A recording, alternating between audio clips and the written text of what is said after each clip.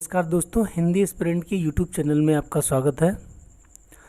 आज हमारा जो इतिहास का सेगमेंट है उसमें से आज से हमारा टॉपिक स्टार्ट हो रहा है। इससे पहले हमने जो इतिहास में डिस्कस किया है वो बेसिक टर्मिनोलॉजी इतिहास की जो थी, अर्थात इतिहास को पढ़ने या समझने के लिए जो बेसिक समझ होनी चाहिए, इसलिए हमने इसके पीछे के इतिहास को इसके पीछे का जो भी हमने पढ़ा है वो इतिहास की बेसिक जानकारी के लिए पढ़ा है।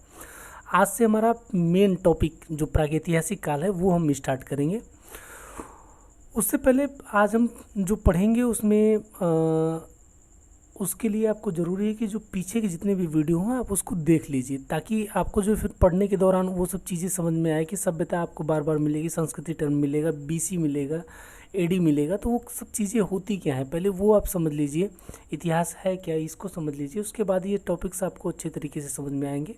इसलिए आप जो है पीछे की वीडियो को देखकर इसको देखेंगे तो फिर ज़्यादा बेटर तरीके से समझ में आएगा। ठीक है, तो ये देखिए एक प्रागैतिहासिक मानव की इमेज है। यहाँ पे देखिए एक मानव यहाँ पे चित्रकारी कर रहा है। यहाँ पे मानव की दैनिक क्रियाकलाप को दिखाया गया जो प्रागैतिहासिक मानव करते थे। कल का हमने जो टॉपिक पढ़ा था उसमें मानव के विकास को हमने देखा था। तो मानव के विकास को देखा जाए तो सबसे पहले हमने देखा था कि जो मानव ने जो अपना जीवन प्रारंभ किया था तो रामापिथेकस से ही जो था, ये क्या था, मानव और बानरों की पॉइंट था, अर्थात मुख्य बिंदु कह लीजिए। यहीं से एक शाखा जो थी जो मैदानों में जाके रहने लगी उसे ऑस्ट्रेलोपिथेकस, जबकि एक शाखा जो जंगलों में रह गई रामापिथेकस की वो क्या कहलाई थी, वो आपकी कहलाई महाकपि।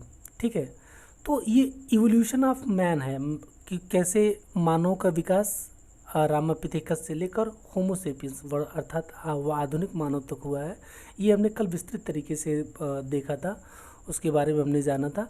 तो आज एक बार नॉर्मली रिवीजन कर लीजिए आप। रामापिथेकस था सबसे पहले, क्योंकि यहाँ पे नाम का भी उल्लेख मिलेगा इसलिए मैं एक बार रिवीजन करा दे रहा हूँ ना। तो रामापिथेकस मानव इस प्रकार का था। ये ऑस्ट्रेलोपिथेकस है, यही मानव जो था सबसे पहले खड़े होकर चलना प्रारंभ किया। उसके बाद होमो हैबिलस आया, होमो इरेक्टस आया, फिर निएंडरथल आया, फिर होमोसेपियंस। वर्तमान में जो हम मानव हैं वो कैसे मानव हैं, तो वो होमोसेपियंस है। ठीक है, चलिए आज हम आपका पहला टॉपिक प्रागैतिहासिक काल प्रारंभ करते हैं। तो देखिए प्रागैतिहासिक काल अर्थात प्री हिस्टोरिक एज सॉरी। तो देखिए प्रागैतिहासिक काल जिसे प्री हिस्टोरिक एज या कहीं कहीं प्राक ऐतिहासिक काल भी कहा जाता है, तो कंफ्यूज मत होइएगा, प्राक लिखा है तो कंफ्यूज हो जाइएगा। तो प्राग ऐतिहासिक कहा जाए या प्राक ऐतिहासिक कहा जाए, बात एक ही है। तो प्री हिस्टोरिक एज या प्रागैतिहासिक काल। तो प्रागैतिहासिक काल, इससे पहले हमने जो इतिहास की बेसिक टर्मिनोलॉजी या तो आप कह लीजिए इतिहास की सामान्य जानकारी वाला जो चैप्टर हमने इसके पहले डिस्कस किया था, वहाँ पे हमने इसको डिस्कस किया है। ठीक है, प्रागैतिहासिक काल क्या है। तो हमने पूरे इतिहास के कालखंड को 3 भागों में बांटा था, एक प्रागैतिहासिक काल, एक आद्य ऐतिहासिक काल और एक ऐतिहासिक काल। तो आज हमारे जो अध्ययन का केंद्र बिंदु है वो आपका क्या है, प्रागैतिहासिक काल। तो सबसे पहले प्रागैतिहासिक काल पढ़ने से पहले एक बार रिवीजन भी हो जाएगा और आप जान भी लेंगे कि प्रागैतिहासिक काल है क्या। ठीक है, प्रागैतिहासिक काल किसको कहा जाता है, तो ये ध्यान में रखेंगे कि जिस काल में मानव के केवल भौतिक अवशेष उपलब्ध हैं। मानव के द्वारा जो भौतिक अवशेष से मतलब है कि मानव की जो दैनिक जीवन की वस्तुएं अर्थात जो दिखाई देने वाली वस्तुएं, जैसे उनका हो गया औजार हो गए, उनके अस्त्र शस्त्र हो गए, ये सब चीज़ें अर्थात भौतिक अवशेष या पुरातात्विक सामग्रियाँ।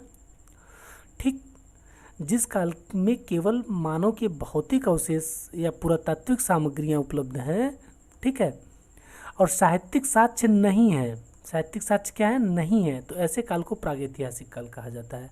इसके पहले हमने पढ़ा है इसको, तो ध्यान में रखेंगे प्रागैतिहासिक काल किसको कहा जाता है, जिसमें केवल पुरातात्विक या भौतिक अवशेष, ये पुरातत्व क्या होता है, भौतिक अवशेष क्या होता है, इसके पहले की वीडियो में हमने डिस्कस किया है। ठीक है,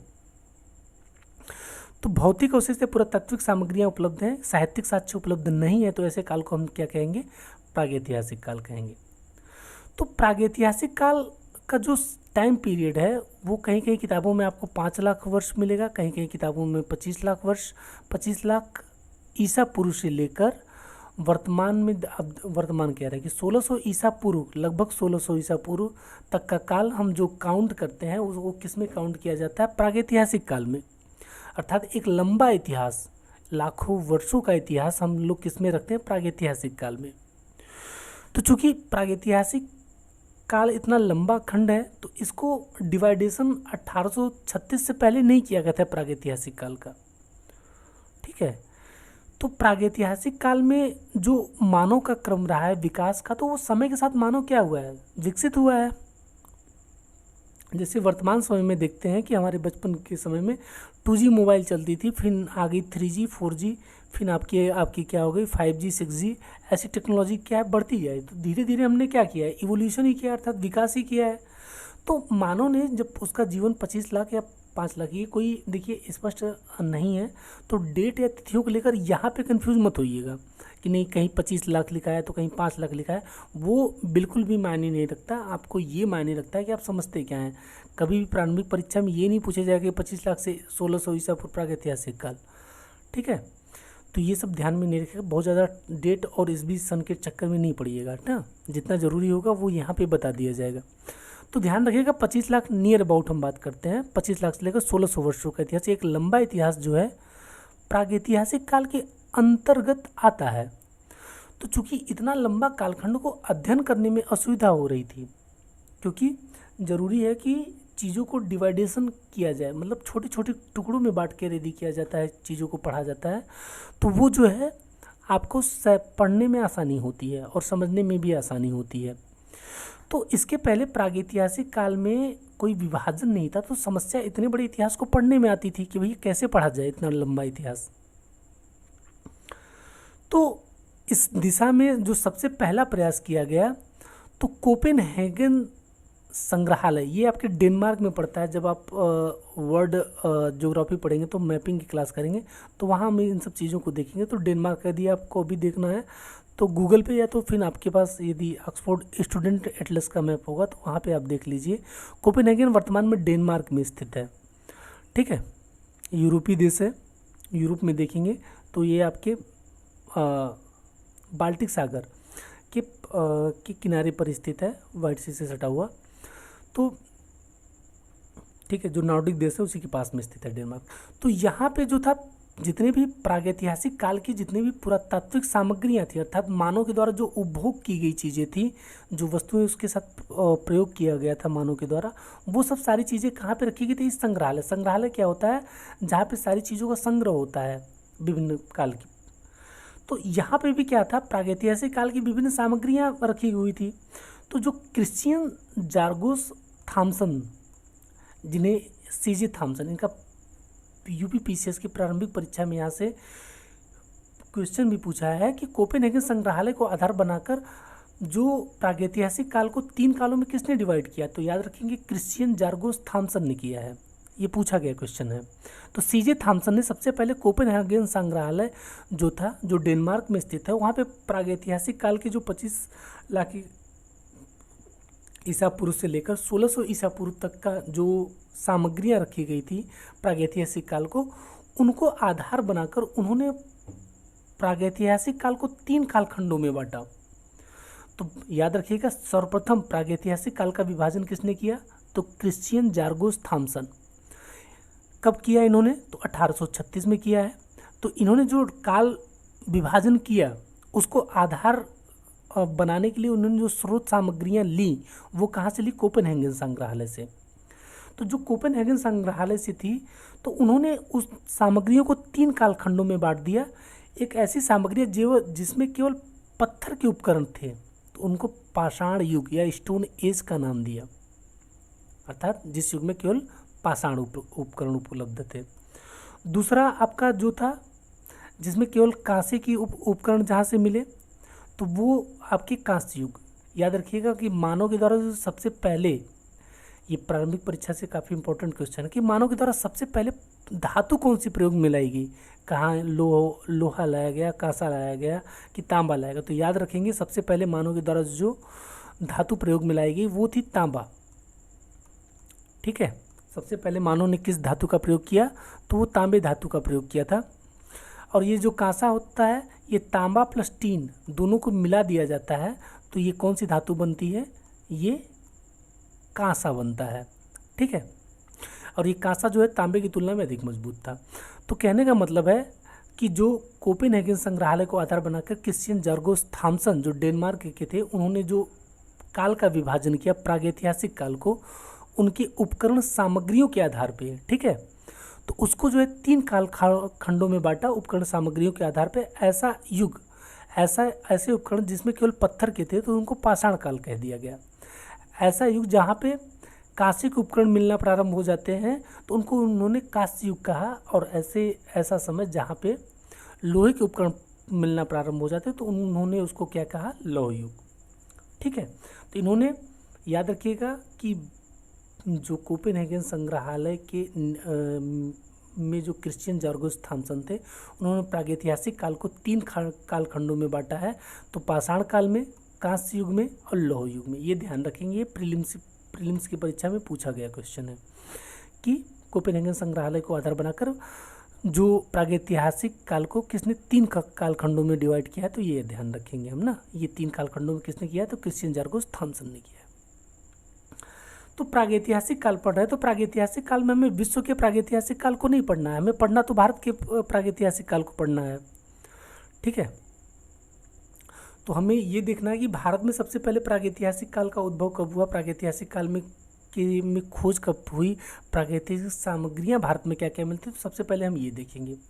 इससे पहले हम देखेंगे कि मानव ने अपने सभ्यता अपना अर्थात अपने उदय का जो केंद्र था वो उष्णकटिबंध को ही क्यों चुना। आइए यहाँ से देखते हैं कि मानव यूरोप में क्यों नहीं विकसित हो गया। ठीक है, यूरोप में क्यों नहीं विकसित हुआ मानव, क्यों उसने उष्णकटिबंधीय क्षेत्र अर्थात ये उष्णकटिबंध के क्षेत्र को चुना, जबकि यूरोप के शीतोष्ण कटिबंध वाले क्षेत्र को उसने त्याग दिया, वहाँ पे नहीं चुना। याद रखिएगा 25 लाख ईसा पूर्व के करीब जो मानव का आगमन हुआ उस समय पृथ्वी पर कौन सा काल चल रहा था। ठीक, उसमें पृथ्वी पे जो काल चल रहा था वो कैसा काल चल रहा था, तो वो उस समय चल रहा था हिमयुग का काल। याद रखेंगे कि पृथ्वी पे मौसम जो है प्राचीन काल अर्थात पृथ्वी का जो इतिहास रहा है कितने वर्षों का रहा है, 4.5 अरब वर्ष, हमने पहले ही पढ़ा है। 4.5 अरब वर्षों का जो इतिहास रहा है पृथ्वी का, पृथ्वी पे इन 4.5 अरब वर्षों में जो समय रहा है वो हमेशा कालखंड एक जैसा नहीं रहा है। एक जैसे से तात्पर्य है कि वर्तमान में जिस मौसम या में रह रहे हैं तो इतिहास में भी मतलब 4.5 अरब वर्षों से ऐसा ही मौसम नहीं चला आ रहा था।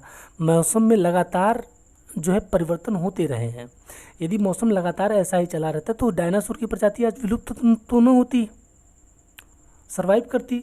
तो ये जो जलवायु परिवर्तन की प्रक्रिया है ये कोई नई प्रक्रिया नहीं है। जलवायु परिवर्तन पृथ्वी पे हमेशा से होता रहा है। ठीक है, और वर्तमान में भी जलवायु परिवर्तन जो हो रहा है वो कोई नई प्रक्रिया नहीं है, क्योंकि उस समय मानव या प्रकृति में मानव द्वारा हस्तक्षेप उतना नहीं किया जाता था, इसलिए जो है वहाँ पे जो जलवायु परिवर्तन की प्रक्रिया थी वो प्राकृतिक अधिक थी, अर्थात प्रकृति ही ये निर्धारण करती थी कि कब जलवायु परिवर्तन करना है कब नहीं करना है। लेकिन वर्तमान समय में क्या हुआ है कि मानव का हस्तक्षेप सर्वाधिक हुआ है, तो इसने जलवायु परिवर्तन की जो प्रक्रिया जो चल रही है उसको क्या किया है, तीव्र कर दिया है। ठीक है, मानव ने क्या किया है, अपनी आधुनिक टेक्नोलॉजी, औद्योगिक युग या विकास की चाह, विकास की भूख, अपनी आवश्यकताओं की पूर्ति में इतना अंधा हो गया है कि उसने अपने भविष्य, अपने आने वाली पीढ़ियों की चिंता नहीं की है। अपने आने वाली पीढ़ियों को कैसा भविष्य मिलेगा इसके बारे में मानव कभी नहीं सोचा, और उसने विकास के अंधाधुन में तो क्या किया है, जलवायु परिवर्तन को आमंत्रित किया है कि नहीं, जलवायु परिवर्तन जो आज से मान लीजिए 1000 वर्ष में होने थे उसको मानव ने इतना तीव्र कर दिया है कि उसके परिणाम हमें हो सकता है कि 200 या 300 वर्षों में ही उसके परिणाम हमें भुगतने पड़े। ठीक है, तो हम बात कर रहे थे कि पृथ्वी की, हमने बात की कि भैया कि सबसे पहले मानव ने अपनी सभ्यता के लिए क्यों चुना मतलब उष्णकटिबंधीय क्षेत्र को। ये उष्णकटिबंधीय क्षेत्र क्या है तो हम देख लेते हैं कि सबसे पहले मानव ने अपने उद्भव के लिए उष्णकटिबंधीय क्षेत्र को ही क्यों चुना। उसने अन्य क्षेत्र को क्यों नहीं चुन लिया। यूरोपीय जो भारत में आए या विदेशों में जिन्होंने अपने उपनिवेश बनाए, विदेशों में अपनी शासन सत्ता स्थापित की, जो ये कहते हैं कि नहीं हम सभ्य थे, हमने जो है हमें वाइटमैन बर्डन थ्योरी के थ्रू, ये क्या होती है हमने पहले बताया, तो वाइटमैन बर्डन के थ्रू वो जो है क्या दुनिया पे शासन कर रहे थे। लेकिन यूरोप भी मानव सभ्यता के उदय के काल में वो अछूता रहा। यूरोप में सबसे पहले मानव सभ्यता का उदय नहीं हुआ। उदय कहाँ पे हुआ? एशिया में हुआ, अफ्रीका में हुआ। क्यों क्यों मानव ने चुना? तो आप देखिए पृथ्वी पे हमने पहले ही कहा कि जलवायु की एक जैसी दशाएं नहीं रही हैं 4.5 अरब वर्षों के इतिहास में। कभी हिमकाल रहा है तो कभी उष्णकाल रहा है, तो ऐसे जलवायु परिवर्तन जो है हमेशा होते रहे हैं समय समय पर। कई बार पृथ्वी पर जीवन का विलोपन हुआ है और जीवन का आगमन हुआ है। वर्तमान में जो जीवन चल रहा है इसका भी कभी न कभी विलोपन होगा, ठीक है। लेकिन इसमें जो है सर्वाधिक उत्तरदायी प्रकृति नहीं, प्रकृति से ज़्यादा उत्तरदायी मानव होगा। तो देखिए पृथ्वी को कुल मिला के कितने कटिबंधों में बांटा गया है? तो ये आपकी देख लीजिए, ये पृथ्वी मान लीजिए, ये पृथ्वी होगी, तो ये हो गई भूमध्य रेखा। और भूमध्य रेखा के उत्तर में ये 23.5 अंश हो गया, और ये दक्षिण में जो है 23.5 अंश। इसके बीच का जो क्षेत्र है ये क्या कहलाता है? ये उष्णकटिबंध कहलाता है। क्या कहलाता है? उष्णकटिबंध कहलाता है, ठीक है। और उष्णकटिबंध कहलाता है। आइए फिर, हाँ फिर देखिए, और 22.5 से लेकर 66.5 अर्थात यहाँ उत्तर और दक्षिण दोनों जगह, ठीक है, उत्तर और दक्षिण दोनों जगह 66.5 ले लिया जाए ये वाला क्षेत्र, तो इसको कहा जाता है शीतोष्णकटिबंध। और यूरोप कहाँ पे स्थित है? यही शीतोष्णकटिबंध में स्थित है, ये ऊपर वाले सेक्टर में जो यूरोपीय भाग है, ठीक, ये यहाँ पे स्थित है। तो चूंकि हमने कहा कि जिसमें मानव का आगमन हुआ वो कैसा काल था? हिमयुग का काल था। हिमयुग के काल में क्या हुआ कि ये जो शीतोष्णकटिबंधीय क्षेत्र हैं यहाँ पे जो था हिमयुग का प्रभाव सर्वाधिक रहा। चूँकि ये यहाँ पे आप देखते हैं वर्तमान समय में शीत ऋतु रहती है, अर्थात ठंडी अधिक रहती है। और जब हिमकाल था तो यहाँ पे क्या था? बर्फ़ की मात्रा अधिक थी, और यहाँ पे जो था मानव को रहने योग्य दशाएं नहीं थी। जबकि उष्णकटिबंधीय क्षेत्र में भी जो था आपके ये जो 0 से लेकर 22.5 अंश उत्तर, 22.5 अंश दक्षिण में, 23.5 अंश उत्तर, 23.5 अंश दक्षिण में जो स्थित है, ये 23.5 है। 23.5 अंश उत्तर और दक्षिण में जो कर्क रेखा और मकर रेखा है, उसके बीच का क्षेत्र उष्णकटिबंध कहलाता है। तो उष्णकटिबंधीय क्षेत्र में जो हिमयुग का प्रभाव था, लेकिन उतना अधिक नहीं था जितना कि शीतोष्णकटिबंध में था। अर्थात यहाँ पे कुछ ऐसी दशाएं थी जिसमें मानव सर्वाइव कर सकता था। इसलिए मानव ने जो अपने उद्भव के लिए स्थान चुना वो यही उष्णकटिबंधीय क्षेत्र चुना। तो आप देखते हैं चाहे वो जो सबसे पहले मानव सभ्यता का उदय भी हुआ तो इन्हीं उष्णकटिबंधीय क्षेत्रों में देखने को मिलता है। यूरोप वाले सेक्टर में नहीं देखने को मिलता है, इनके बाद के चरणों में देखने को मिलता है, ठीक है।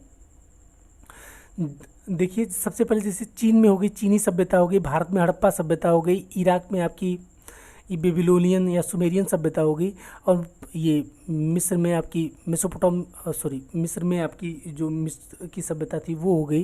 तो ये सब सभ्यताएं आपकी कहाँ पे उदित हुई? तो ये सब उदित हुई कहाँ पे? आपके यही उष्णकटिबंधीय क्षेत्रों में। अर्थात मानव ने अपने जीवन के लिए क्यों चुना उष्णकटिबंध को? चूँकि हिमयुग का प्रभाव उत्तर में अर्थात शीतोष्णकटिबंधीय क्षेत्रों में इन वाले यूरोप वाले सेक्टर में ज़्यादा था, और उष्णकटिबंधीय क्षेत्र जो 0 अंश से 23.5 अंश उत्तर 23.5 अंश दक्षिण के बीच में स्थित है, यहाँ पे उनका प्रभाव कम था। तो इसलिए मानव ने जो था अपने सभ्यता के उदय के लिए सबसे पहले किसको चुना? उष्णकटिबंधीय क्षेत्र को चुना। तो आइए अब हम टॉपिक पे चलते हैं, अर्थात भारत में कब हुआ? भारत में प्रागैतिहासिक काल की खोज या प्रागैतिहासिक कालीन उत्खनन कब प्रारंभ हो गए, ठीक है। आइए हम उसको देखते हैं। तो सबसे पहले हम ध्यान रखें कि भारत में जो आदि मानव है अर्थात प्रारंभिक मानव है उसके अवशेष बहुत नहीं प्राप्त होते हैं, अर्थात आदि मानव के अवशेष नहीं मिलते हैं। जो यहाँ पे प्रागैतिहासिक काल को हम पढ़ेंगे तो मानव के द्वारा जो उपकरण प्रयोग में लाए गए हैं उसके माध्यम से ही हम प्रागैतिहासिक काल को यहाँ पे में पढ़ा जाता है, अर्थात मानव द्वारा उपकरण जो समय समय पे प्रयोग लाए गए। और ये हम जब प्रागैतिहासिक काल का अगला चैप्टर स्टार्ट करेंगे तो वहाँ पे हम देखेंगे उपकरणों को, और ये भी देखेंगे उन उपकरणों के आधार पे कैसे मानव इतिहास के कालक्रम को निर्धारण किया जाता है, ठीक है। तो यहाँ पे हम कह रहे हैं प्रागैतिहासिक काल में भारत का अध्ययन। हमने कहा कि मानव का जो अवशेष हैं, आदि मानव के जो अवशेष हैं भारत में वो नहीं मिलते हैं, चूँकि भारत उष्णकटिबंध में क्षेत्र में है, 25 लाख से वर्तमान समय तक मानव के जो अवशेष रहे भी थे यहाँ पे, तो वो समय के साथ सड़ गल गए हैं। जबकि शीतोष्ण कटिबंधीय अर्थात जो यूरोपीय सेक्टर है, वहाँ पे आप देखेंगे तो वहाँ पे कुछ मानव के अवशेष मिलते हैं, क्योंकि वहाँ पे मानव के एक तो सभ्यता लेट में उदय हुई और दूसरा वो शीतोष्ण कटिबंध अर्थात वो शीत वाला क्षेत्र है। तो आप देखते हैं फ्रिज यूज में रखी हुई चीज़ें वैसे भी जल्दी ख़राब नहीं होती, तो वो तो शीतोष्ण कटिबंध क्षेत्र में ही पड़ता है।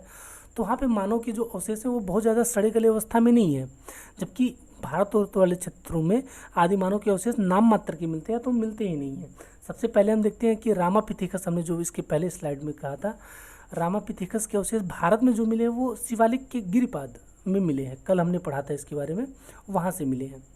तो भारत में मेनली जो इतिहास है अर्थात प्रागैतिहासिक काल का हम अध्ययन करेंगे, अर्थात पाषाण काल का जो अध्ययन करेंगे 3 कालखंडों में बांट के, उसको जो है हम अध्ययन के लिए जो स्रोत हमारे पास उपलब्ध हैं, तो मानव के द्वारा जो उपयोग की गई चीज़ें हैं, वस्तुएं हैं, वही हमारे उपयोग की, वही हमारे जो है अध्ययन के लिए, इस काल के अध्ययन के लिए उपयोगी साबित होती हैं। बाकी मानव के अवशेष नहीं मिले तो इस काल में हम मानव की परिकल्पना नहीं कर पाते हैं, कैसा था कैसा नहीं था कैसी थी, लेकिन उसके उपकरणों के बेस पे हम उस मानव की परिकल्पना करते हैं कि वो कैसा था। ठीक है, सबसे पहले बात कीजिए प्रागैतिहासिक काल में भारत के अध्ययन की बात कीजिए, तो सबसे पहले भारत में प्रागैतिहासिक काल की जो खोज करने या प्रागैतिहासिक काल को उद्घटित किया वो किसने किया? तो ये देखिए, भारत में सबसे पहले जो था प्रागैतिहासिक काल को उद्घटित करने का श्रेय डॉक्टर प्राइमरीज को दिया जाता है। ठीक है, ये डॉक्टर प्राइमरीज जो थे, ये याद रखिएगा, ये नॉर्मली ऐसे खोजा गया था क्योंकि प्राइमरीज जो रायचूर वाले क्षेत्र में जब गए तो वहाँ ने लिंगसुर नामक एक स्थान है, रायचूर आपके कर्नाटक में है वर्तमान में, 1842 में ये खोजा गया। तो पूछा जाए सबसे पहले प्रागैतिहासिक काल को उद्घटित किसने किया, तो डॉक्टर प्राइमरीज ने किया गया। भारत में प्रागैतिहासिक काल का पिता किसको कहा जाता है?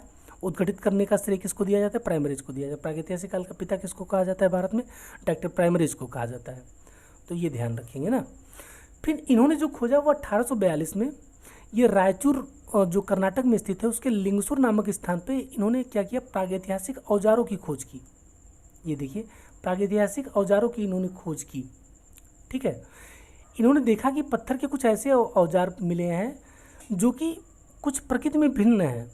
इस आधार पर इन्होंने कहा कि भैया प्रागैतिहासिक काल के मानव जो हैं, मतलब प्रागैतिहासिक काल का अस्तित्व भारत में है, लेकिन बहुत ज़्यादा इसका प्रभाव नहीं पड़ा क्योंकि ये कोई सर्वे बहुत बृहद लेवल पे नहीं किया गया था। ठीक है, और न तो प्राइमरीज को उतना वेटेज दिया गया उस समय, लेकिन इन्होंने उद्घटित किया था इसलिए इनका श्रेय दिया जाता है।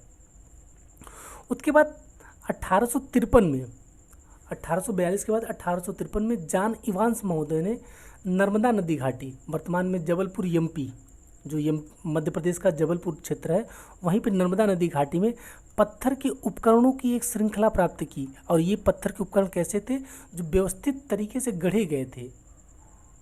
ठीक है, इसके पहले हमने कहा कि प्रागैतिहासिक काल में चूंकि प्रागैतिहासिक मानव के अवशेष भारत में बहुत कम मिले हैं, तो नाम मात्र के मिले हैं, तो नहीं मिले हैं। तो इस बेस पे जो दावा किया जा रहा था कि भारत में आदि मानव का अस्तित्व रहा नहीं है, तो इस दावे को इन्होंने कुछ हद तक खंडन किया कि भैया प्रागैतिहासिक काल के देखिए ये उपकरण मिल रहे हैं, भले से मानव के अवशेष तो नहीं मिल रहे हैं, लेकिन उनके द्वारा जो उपकरण सामग्रियां प्रयोग में लाई वो तो मिल रही हैं। तो यहाँ पे वो सामग्रियां मिल रही थी, लेकिन फिर भी इन सब चीज़ों का पर ध्यान जो है अंग्रेजों का नहीं गया। ठीक, अंग्रेजों को नहीं गया, तो अंग्रेजों ने ये सब चीज़ें जो बार बार मिल रही थी प्रागैतिहासिक काल की, जैसे रायचूर में मिला पत्थर के जो औजार मिले, फिर यहाँ पे जबलपुर में जो पत्थर के उपकरण मिले, तो इनको लगा कहीं ना कहीं हो सकता है कि भारत में प्रागैतिहासिक काल अस्तित्व में रहा हो, अर्थात आदि मानव का अस्तित्व भारत में रहा हो। ठीक है, इसको लेकर उन्होंने सबसे पहले जियोलॉजिकल सर्वे ऑफ इंडिया की स्थापना की।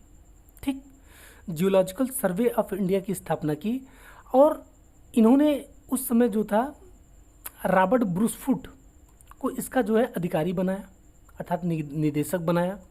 ठीक, और इन्हीं रॉबर्ट ब्रूसफुट महोदय ने सर्वप्रथम भारत में पाषाणकालीन बस्तियों का अन्वेषण करना प्रारंभ किया। ठीक, क्योंकि ये 1853 1842 में आप देख रहे हैं, 1842 में और 1853 में आप देख रहे हैं कि कुछ पत्थर के उपकरण मिले हैं थे। तो अंग्रेज, चूंकि उस समय भारत में ब्रिटिश शासन था, तो ब्रिटिश सरकार ने ये अन्वेषण करने की कोशिश की कि भैया कहीं भारत में भी तो आदिमानव के अवशेष नहीं थे। तो उसके लिए उन्होंने क्या ली, जियोलॉजिकल सर्वे ऑफ इंडिया की स्थापना की, और इसका निदेशक बनाया गया रॉबर्ट ब्रूस फुट महोदय को। ठीक है, और रॉबर्ट ब्रूस फुट महोदय ने क्या किया कि सर्वप्रथम भारत में जो पाषाण बस्तियों का अन्वेषण करना प्रारंभ किया, और इसी अन्वेषण के दौरान उनको मद्रास के पल्लवरम, ये ध्यान रखिएगा प्रारंभिक परीक्षा में कई बार ये क्वेश्चन बना है।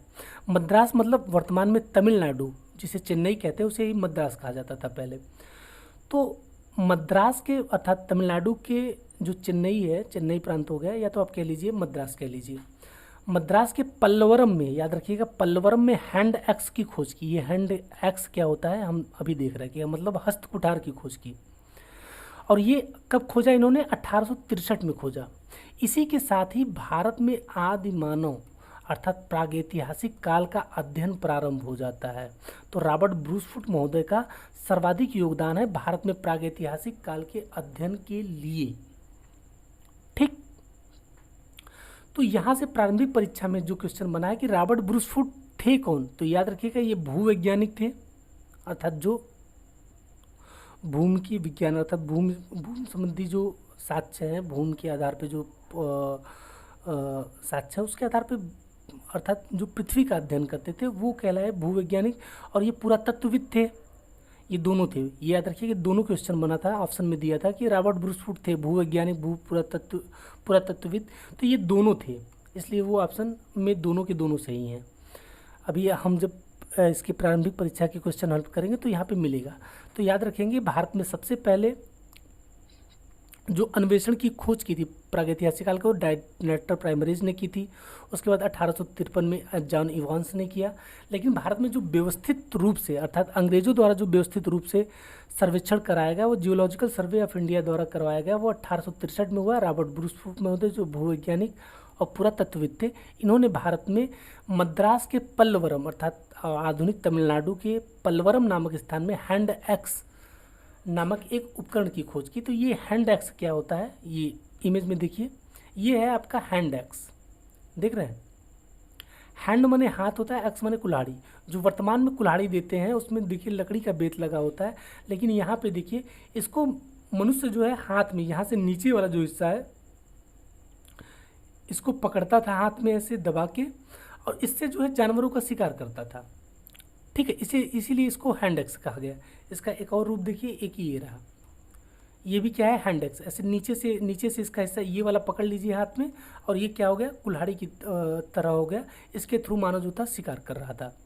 ठीक, इसी को क्या कहा गया, हैंड एक्स। ठीक है, या हस्त कुठार हिंदी में कहा जाता है। ठीक है, इसी की खोज जो है सबसे पहले किसने की थी, तो रॉबर्ट ब्रूस फुट महोदय ने 1863 में, जो जियोलॉजिकल सर्वे ऑफ इंडिया के निदेशक थे। तो भारत में व्यवस्थित रूप से प्रागैतिहासिक काल के अध्ययन की जो प्रारंभ की वो रॉबर्ट ब्रूस फुट महोदय ने की थी। जबकि प्रागैतिहासिक काल का पिता अर्थात प्रागैतिहासिक काल के अध्ययन का श्रेय किसको दिया जाता है, तो 1853 में किसको दिया जाता है, यहाँ पे देख लीजिए 1842 में डॉक्टर प्राइमरीज को दिया जाता है, जिन्होंने रायचूर कर्नाटक के दोआब में इन सब चीज़ों को खोजा था। ठीक, अब आइए यहाँ पे, जो रॉबर्ट ब्रूस फुट महोदय ने भारत में प्रागैतिहासिक काल के अध्ययन की जो अध्ययन की जो प्रक्रिया प्रारंभ की थी, आगे चलकर उसे कई सारे विद्वानों ने आगे बढ़ाया। ठीक है, जिसमें विलियम किंग, ब्राउन महोदय, टेरा एवं पीटरसन, इन्होंने जो है वर्तमान में जो पाकिस्तान के पोतावर बेसिन है, पोतावर का पठार है, वहाँ पे एक विस्तृत अध्ययन किया, वहाँ पे एक विस्तृत खुदाई की, जिसके माध्यम से उन्होंने वहाँ की प्रागैतिहासिक काल को उद्घटित किया। ठीक है, तो रॉबर्ट ब्रूस फुट महोदय से होते हुए जो प्रक्रिया प्रारंभ हुई, वो आपके टेरा पीटरसन महोदय ने उसको और आगे बढ़ाया। और भारत में जो अभी तक अंग्रेजों द्वारा जो दावा किया जा रहा था कि भारत में आदि मानव या प्रारंभिक मानव के अवशेष नहीं मिले हैं या अवशेष नहीं थे, उसको इन्होंने खंडित किया। किसने, रॉबर्ट ब्रूस फुट महोदय ने, फिर आगे टेरा पीटरसन ने। और इस दिशा में जो प्रागैतिहासिक काल के अध्ययन की दिशा में जो सबसे महत्वपूर्ण प्रयास किया तो वो स्टुअर्ट पिगट महोदय ने किया है 1950 में।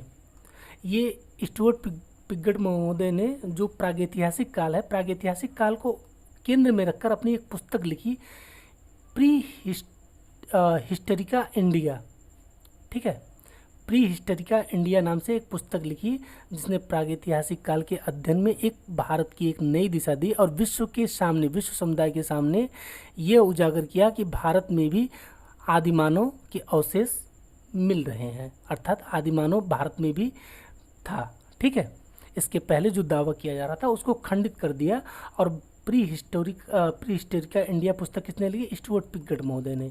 जब हम संदर्भ सभ्यता पढ़ेंगे तो यही पिगट महोदय थे जिन्होंने हड़प्पा और मोहनजोदड़ो को जुड़वा राजधानियाँ की कही थी, ठीक है।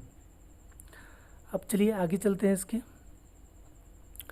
तो हमने प्रागैतिहासिक काल के बारे में देखा कि भारत में प्रागैतिहासिक काल का प्रारंभ कैसे हुआ, भारत में प्रागैतिहासिक काल की खोज कब हुई। अब देखते हैं प्रागैतिहासिक काल के अध्ययन के स्रोत हमारे पास क्या हैं। अर्थात प्रागैतिहासिक काल में हम जानते हैं कि मानव के अवशेष तो बहुत ज़्यादा मिले नहीं हैं, तो प्रागैतिहासिक काल के अध्ययन के लिए हम कौन कौन से सोर्सेज का इस्तेमाल करते हैं कि ताकि हमें प्रागैतिहासिक काल के अध्ययन की एक बेहतर समझ हो। तो जो पत्थर के उपकरण जो हमने इससे पहले हैंड एक्स देखा, वो सब क्या है? पत्थर के उपकरण, उनके आधार पर हम अध्ययन करने का प्रयास करते हैं, ठीक समय के, ठीक है। उसके बाद पशु और मानव के जीवाश्म जो समय के साथ मिले हैं उसके आधार पर हम अध्ययन करने का प्रयास करते हैं। फिर मध्य पाषाण कालीन जो चित्रकला थी, ठीक, मध्य पाषाण काल में अर्थात पाषाण काल में जो हमारी चित्रकला, भीमबेटका गुफा, ये सब हम देखेंगे। अभी आप बहुत ज़्यादा परेशान मत होइएगा, बस स्रोतों पे याद रखिएगा कि जो प्रागैतिहासिक काल के अध्ययन के जो स्रोत हैं वो पत्थर के उपकरण हैं, पशु और मानव के जो थोड़े बहुत जीवाश्म मिल बचे हुए हैं वो प्राप्त हो जाते हैं, तो उनके द्वारा करते हैं हम कुछ। और जो प्रागैतिहासिक या हमारा आदि मानव था, प्रारंभिक मानव था, उसके द्वारा जो गुफाओं में जो चित्र बनाए गए हैं उसके द्वारा, ठीक है। और उत्खनन से प्राप्त साक्ष्य जो हम उत्खनन करते हैं उसके द्वारा। उत्खनन और खनन दो चीज़ें आपको यहाँ पे मिलेंगी। तो खनन और उत्खनन में अंतर होता है। खनन जब हम किसी भी चीज़ की डीप माइनिंग करते हैं अर्थात काफ़ी गहराई तक चले जाते हैं तो उसे कहते हैं खनन। जैसे पेट्रोलियम को आपको निकालना तो काफ़ी लंबे तक काफ़ी अंदर तक आपको बोरिंग करनी पड़ती है, तो वो खनन में आता है। जैसे आपके घर पे जो हैंडपंप जो गाड़ा जाता है वो क्या है? खनन में आता है। और उत्खनन क्या होता है? जब सतही रूप से अर्थात जब ऊपर बहुत नहीं 3 से 4 फीट या 10 फीट के तक गहराई पर जो है खोदकर वहाँ से सामग्रियों को निकालकर अध्ययन किया जाता है तो उसको क्या कहते हैं? उत्खनन कहते हैं। तो उस समय जो समय पे उत्खनन हुए हैं उसके द्वारा जो साक्ष्य मिलते हैं उसके द्वारा हम प्रमाण लगाते हैं, उसके द्वारा हम अनुमान लगाते हैं कि नहीं ये किस काल के हैं, किस काल के नहीं है। तो उत्खनन से जो स्रोत प्राप्त हो गए हैं उनके द्वारा लगाते हैं हम अनुमान प्रागैतिहासिक काल का। तो मध्य पाषाण कालीन जो चित्रकला है उसके थ्रू लगाते हैं, पशु और मानव के जीवाश्म जो मिले हैं उनके थ्रू, और पत्थर के जो उपकरण मिले हैं उसके थ्रू। तो ये जो जीवाश्म या मानव और पशु के जो मिले हैं या पत्थर जो मिले हैं उसके आधार पे हम कैसे पता करते हैं कि ये पत्थर के उपकरण भैया प्रागैतिहासिक काल के हैं और ये मानव और पशु जो है प्रागैतिहासिक काल के हैं। कहीं मौर्य काल के भी तो हो सकते हैं, कहीं वो हड़प्पा काल के भी तो हो सकते हैं। कैसे मालूम चलता है कि वो कैसे हैं? तो उसके लिए जो 2 विधियाँ हैं, एक कार्बन डेटिंग विधि और एक यूरेनियम डेटिंग विधि। ये प्रारंभिक परीक्षा में बार बार पूछा जाने वाला प्रश्न है, ठीक। अर्थात मानव जो अवशेष हमें प्राप्त हुए, चाहे वो पत्थर के रूप में प्राप्त हों, चाहे वो ये शव के रूप में अर्थात जो मानव या पशु के अवशेष जो बचे हुए उनके रूप में प्राप्त हों, तो उन अवशेषों के आधार पर हम कैसे पता कर लेते हैं कि भैया वो मानव का ये जो अवशेष है वो प्रागैतिहासिक काल का है या हड़प्पा काल का है या आधुनिक काल का है। या पत्थरों के आधार पर कैसे कर देते हैं कि नहीं ये पत्थर बहुत पुराने हैं, ये कम पुराने हैं, ये कैसे पुराने हैं। तो इसके लिए जो टेक्निक यूज की जाती है वो कार्बन डेटिंग टेक्निक का प्रयोग किया जाता है। तो आपको चूँकि इसका स्पेशलिस्ट नहीं बनना है तो हम केवल बस इतना ध्यान रखेंगे कि जो हमारे प्रारंभिक परीक्षा का भी क्वेश्चन हल हो जाए और हमें समझ में भी आ जाए। तो जितने भी जीव हैं यदि वो सड़ते गलते और मरते हैं तो उनमें जो कार्बन का अंश विद्यमान होता है उसी के आधार पर हम जो है कार्बन डेटिंग के आधार पर उनकी आयु को निकालते हैं। अर्थात जितने भी मृत पदार्थ हैं, अर्थात ऐसे जीवित पदार्थ जो मरते हैं, चाहे वो पेड़ हो, चाहे वो पौधे हो, चाहे वो मनुष्य हो, चाहे वो हाथी हो, अर्थात सभी जीवित पदार्थ जो मरते हैं, जिनकी डेड होता है, और उनमें से जो उनके अवशेष यदि बच जाते हैं तो उनमें से कार्बन के आधार पर गणना करके उनकी आयु का पता लगाया जाता है कि ये किस समय तक क्या है, कितना पुराना है। ठीक है। और फिर आता है आपका यूरेनियम डेटिंग विधि, जो कि आपके कार्बन से जीवाश्मों का अध्ययन, अर्थात ऐसे जीवों का अध्ययन किया जाता है। और यूरेनियम डेटिंग विधि से आपके ये जीवाश्म नहीं होंगे, जो पत्थर हैं, ठीक है, जो पत्थर हैं, पत्थर अवशेष हैं, पत्थर हो गए, पहाड़ हो गए, चट्टान हो गई, या पाषाण उपकरण हो गए, अर्थात इन सब का जो पाषाण उपकरणों का जो अध्ययन किया जाता है वो किसके आधार पर किया जाता है? यूरेनियम डेटिंग विधि। तो ये याद रखिएगा, यूरेनियम डेटिंग विधि से अर्थात पत्थर हो गए, ठीक है, आपके कुछ पाषाण उपकरण हो गए, तो जितने भी ये सब पत्थर उत्थर के अवशेष हैं उनका अध्ययन जो किया जाता है यूरेनियम डेटिंग विधि के द्वारा, और इसके आधार पर उनकी आयु निकाली जाती है कि ये पत्थर कितना पुराना है, कितना नया है। और कार्बन डेटिंग विधि, जो भी जीवित पदार्थ हैं, जो भी वर्तमान में जिंदा है, यदि वो मरते हैं तो उनके आयु की गणना किसके आधार पर की जाती है? कार्बन डेटिंग के आधार पर की जाती है। तो आई होप ये सब चीज़ें आपको समझ में आएंगी। अब देखते हैं प्रागैतिहासिक काल का काल विभाजन। ठीक है, तो हम देखते हैं कि प्रागैतिहासिक काल को सर्वप्रथम जो बांटा गया था, प्रागैतिहासिक काल हमने कहा कि 25 लाख ईसा पूर्व से लेकर आपका 1600 ईसा पूर्व तक का काल पूरा प्रागैतिहासिक काल के अंतर्गत आता है। तो प्रागैतिहासिक काल को जो बांटा गया है तो वो हमने देखा था, डेनमार्क के थे क्रिश्चियन जार्गोस थॉमसन, सबसे पहले इन्होंने जो वो जो कोपेनहेगन संग्रहालय में जो उपकरण थे उनमें से जो पाषाण उपकरण थे उनको अलग कर दिया, कांस्य उपकरण अलग थे, और लौह उपकरण को अलग करके उन्होंने 3 युगों में इसको बांट दिया, पाषाण काल, कांस्य युग और लौह युग। ठीक है, ये जो पाषाण काल है, ठीक है, फिर बाद में ये 3 युगों में बांटा, फिर बाद में जो हमारे अध्ययन का आज जो हमारा टॉपिक शुरू हो रहा है वो पाषाण काल है। ठीक है, तो पाषाण काल का जो डिवाइडेशन किया गया उसको 3 भागों में हम लोग बांट के पढ़ते हैं, क्योंकि पाषाण काल में मानव की स्थिति हमेशा एक जैसी नहीं रही है। मानव ने अपने उपयोग समय के साथ साथ जैसे ही समय में वो आगे बढ़ता चला गया है, ठीक है, तो उसने अपने उपकरणों की प्रकृति में चेंज किया है, अपने रहने सहने के तरीके में चेंज किया है। उस आधार पे मानव के जो इतिहास है उसको 3 काल खंडों में बांट के देखा जाता है पाषाण काल के, एक पूरा पाषाण काल, एक मध्य पाषाण काल और एक नव पाषाण काल। ठीक, पूरा पाषाण को पैलियोलिथिक एज कहा जाता है, और मध्य पाषाण काल को मेसोलिथिक एज कहा जाता है, और नव पाषाण काल को नियोलिथिक एज कहा जाता है। ठीक, अर्थात जो थॉमसन महोदय ने जो बांटा है पाषाण काल को, उसको हमने 3 काल खंडों में बांट दिया, एक पूरा पाषाण काल में, पूरा पाषाण काल की अपनी विशेषता है, मध्य पाषाण काल हो गया और नव पाषाण काल हो गया। इन 3 काल खंडों में बांट के पूरे इतिहास को हम लोग पाषाणकालीन या प्रागैतिहासिक काल को हम बांट के पढ़ेंगे। फिर यहाँ पे हम समय के साथ साथ पूरा पाषाण काल में भी कुछ तकनीकी परिवर्तन, तो पूरा पाषाण काल सबसे लंबा समय रहा है इन तीनों में। अभी हम नेक्स्ट में देखेंगे उसका कितना कितना समय रहा है, तो अभी डेट ईस्वी सन पे बहुत ज़्यादा चक्कर में नहीं पड़ना है हमें। तो हम देखेंगे पूरा पाषाण काल को भी हम लोग 3 कालखंडों में बांटते हैं। इसमें केवल पूरा पाषाण के काल के आगे निम्न लगा दीजिए तो निम्न पूरा पाषाण काल हो गया, पूरा पाषाण के आगे के मध्य लगा दीजिए तो मध्य पूरा पाषाण काल दूसरा ये हो गया, और फिर इसमें उच्च लगा दीजिए तो ये आपका उच्च पूरा पाषाण काल हो गया। इन तीनों कालों की अपनी विशेषता रही है। ठीक है, तीनों काल एक दूसरे से थोड़ा डिफ्रेंशिएट करते हैं पूरा पाषाण काल में, अर्थात तीनों पूरा पाषाण काल का जो पूरा समय रहा है वो आपका 25 लाख या 5 लाख ईसा पूर्व से लेकर 10,000 ईसा पूर्व के लगभग का काल रहा है।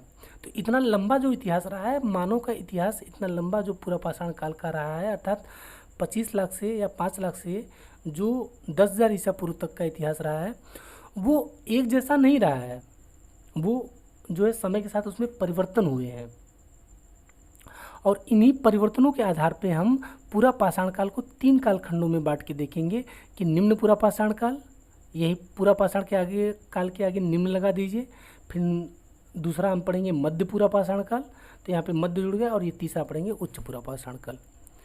ठीक है, इसी के साथ ये हमारा जो है टॉपिक इधर का समाप्त हुआ। अब कल से हमारा जो शुरू होगा टॉपिक, वो हमारा पूरा पाषाण काल शुरू होगा। पूरा पाषाण काल हमारा कल ख़त्म हो जाएगा। उसके बाद फिर हम मध्य पाषाण काल में आएंगे, फिर नव पाषाण काल। तीनों में हम देखेंगे क्या क्या अपनी विशेषताएं रही हैं तीनों कालों की। ठीक है, नमस्कार।